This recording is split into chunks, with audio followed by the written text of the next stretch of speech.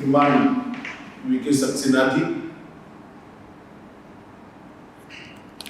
सारण के अंदर उपस्थित खादी कमीशन के सभी अधिकारीगण, जिला प्रशासन के अधिकारीगण और जो इस कार्यक्रम की आत्मा है, ऐसे हमारे प्यारे प्रजापति समाज के भाइयों और बहनों, मित्रों, જોવામાં તો કાર્યક્રમ ખૂબ નાનો દેખાય કે આજ 200થી વધુ લોકોને એક ઇલેક્ટ્રોનિક ચાકડો આપવાની વ્યવસ્થા કરી છે, પરંતુ ભારતીય જનતા પાર્ટીના સંસ્થાપક સદસ્ય દીનદયાળજીએ એકવાર કહ્યું હતું કે ગરીબના ઘરમાં દીવો પ્રગટાવવાથી, રોજગારી આપવાથી મોટું કોઈ કામ નથી. હું માનું છું આજે અમદાવાદ જિલ્લાના 200થી વધુ પ્રજાપતિ સમાજના ભાઈઓ બહેનોને એક નવી દિશા મળવાની છે. તમને પણ કદાચ આ ઇલેક્ટ્રોનિક ચાકડાનું મહત્વ માલુમ નહીં હોય, પરંતુ દેશના પ્રધાનમંત્રીને આપણા નરેન્દ્રભાઈએ સ્વદેશીના ઉપયોગને જે રીતે મુખર વાચા આપી છે, એની પર જે રીતે ભાર મૂક્યો છે, અને ચાહે રેલવે સ્ટેશન હો, ચાહે બીજી બધી જગ્યા હો, દરેક જગ્યાએ પ્લાસ્ટિકનો ઉપયોગ બંધ કરી કુલ્હડ, દીવા આ બધી વસ્તુઓને પહોંચાડવાનો પ્રયાસ કર્યો છે, અને વિપુલ રોજગારીની તકોનું નિર્માણ આનાથી થવાનું છે. અત્યાર સુધી તમારો માલ વેચવા માટે જ્યારથી સ્ટીલના વાસણો આવ્યા, જ્યારથી અલગ અલગ પ્રકારની વ્યવસ્થાઓ થઈ, ત્યાંથી ઘણી તકલીફ ઊભી થઈ છે. પરંતુ ખાલી રેલવે જો ચાની કુલડીઓ લેવાનું ચાલુ કરે તો દેશભરમાં એક પણ કુંભાર ભાઈ બહેન બેરોજગાર ના રહે, એટલું બધું પોટેન્શિયલ ખાલી રેલવેમાં આપેલું છે. અને ધીરે ધીરે અત્યારે 400 રેલવે સ્ટેશન પર શરૂઆત થઈ છે. અમે લક્ષ્ય રાખ્યું છે કે 2022માં ભારતના દરેક રેલવે સ્ટેશન પર પ્લાસ્ટિકની જગ્યાએ માટીના વાસણોથી આ લોકોના ખાનપાનની વ્યવસ્થા થશે. અને આની અંદરથી અનેક પ્રકારના ફાયદા છે.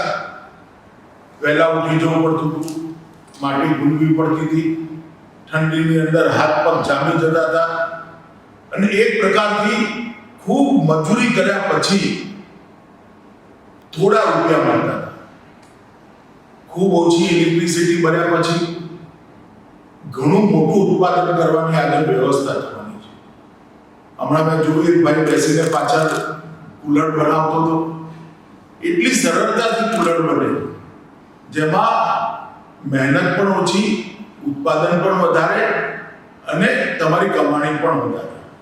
અને સૌથી મોટી વસ્તુ કે યુવા વર્ગ પરંપરાગત તમારો જે ધંધો છે એનાથી ભાગશે નહીં. આજે યુવાનને ચાકડો ચલાવવાનું કહીએ તો કદાચ એ ભાગે, પરંતુ ઇલેક્ટ્રોનિક ચાકડો જો એને આપીએ તો યુવા વર્ગ પણ આની સાથે જોડાય, સાથે સવારે કંઈક બીજું કામ કરે અને રાત્રે 3 કલાક પણ ચાકડો ચલાવી લે તો ઘર ચાલે એટલા રૂપિયા કમાઈ શકે એ પ્રકારની વ્યવસ્થા.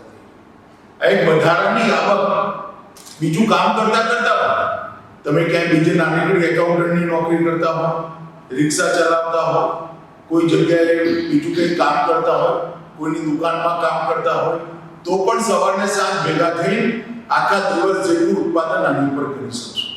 અને મને શ્રદ્ધા છે કે આનાથી આપણો પરંપરાગત જે તમારી કલા છે એ કલા પણ બહાર આવશે, એ કલાને વધુ ઉત્તેજન મળશે અને તમારી આવક પણ એનાથી વધવાની છે.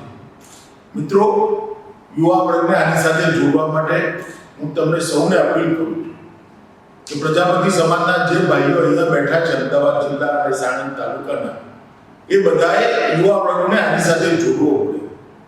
અને ખાદી ગ્રામ ઉદ્યોગ બોર્ડ તમે જેટલા ચાકડા માંગશો એટલા બનાવી આપવા માટે તૈયાર છે. અને રેલવે જેવા મોટા ગ્રાહકો મળવાથી આ તમારી રોજબરોજની વેચવાની પણ મથામણ ઓછી થવાની છે. જાગૃતતા પણ પર્યાવરણની ઘણી આવતી જાય છે. ઘરમાં પણ માટીના વાસણોનો જવાનો છે, પરંતુ આપણે આ વાતને વળગી રહીએ અને એને આગળ વધારીએ. અને આજે તો અનેક રીતે આ યોગ્ય સમયે સક્સેના જે કાર્યક્રમ ગોઠવ્યો છે. નવરાત્રિ આવવાની છે, સ્વાભાવિક રીતે દીવાઓનું ખપત વધવાની છે. ચીનથી આવતા મટીરિયલની સામે, ચીનથી આવતા દીવાઓની સામે દેશમાં જનજાગૃતિ આવી છે. આપણા દેશના બનેલા દીવાઓ, આપણા દેશના બનેલા દીપકો, તમે બનાવેલા દીવાઓ વેચાય એ પ્રકારનો માહોલ દેશમાં ઉભો થયો છે. અને નવરાત્રિ પછી તરત જ શરદ પૂનમ અને દિવાળી, આ બધો જ સમય એવો સમય છે કે તમારું બધા જ પ્રકારનું 5-6 મહિનાની જે ઇન્કમ થવી જોઈએ એ આની અંદર જ થઈ જાય છે. હું ખાદી ગ્રામોદ્યોગ બોર્ડના જ આગ્રહ કરવા માંગુ કે રેલવે સાથે આ બધાનું ટાઈઅપ કરાવે.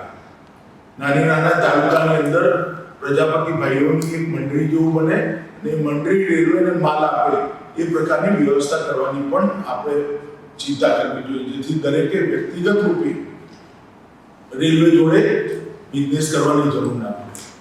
ગુજરાતની અંદર કોઓપરેટિવનો માહોલ ખૂબ સુંદર છે. તાલુકા કક્ષાની એક કોઓપરેટિવ સંસ્થા હોય જે તમારા બનાવેલા કુલર ખરીદી લે અને રેલવેને આપી દે, તો મને લાગે છે કે તમારે વેચવા જવાની અને વિશેષ કરીને બહેનોને વેચવા જવાની કોઈ મથામણ ના રહે અને કોઈ એક પ્રકારથી સરળતાથી તમારો માલ ત્યાં પહોંચાડી શકાય. તો તાલુકા કે જિલ્લા કક્ષાની સંસ્થા જો તમે બનાવવા માંગતા હોય તો અમદાવાદ જિલ્લામાં તો હું પણ તમારો સાંસદ છું, તમે મને પત્ર લખજો, કલેક્ટરને કહીને ચોક્કસ એની વ્યવસ્થા કરીશું અને રેલવે સાથેનો MOU પણ થઈ શકશે.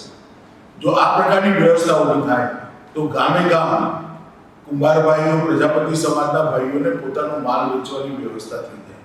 આ તમે 200 લોકોને પ્રતિકાત્મક રૂપે આ કાર્યક્રમ આપણે રાખ્યો, પરંતુ મારો આગ્રહ છે કે તમે કમસે કમ 10 કુટુંબોને આ સંદેશો પહોંચાડો કે નરેન્દ્રભાઈ અને VK સક્સેનાએ જે આ ચાકડો બનાવ્યો છે એ ચાકડાથી ખૂબ ઓછી મહેનતથી વધારે માલ બને છે અને એની વેચવાની પણ વ્યવસ્થા થઈ છે.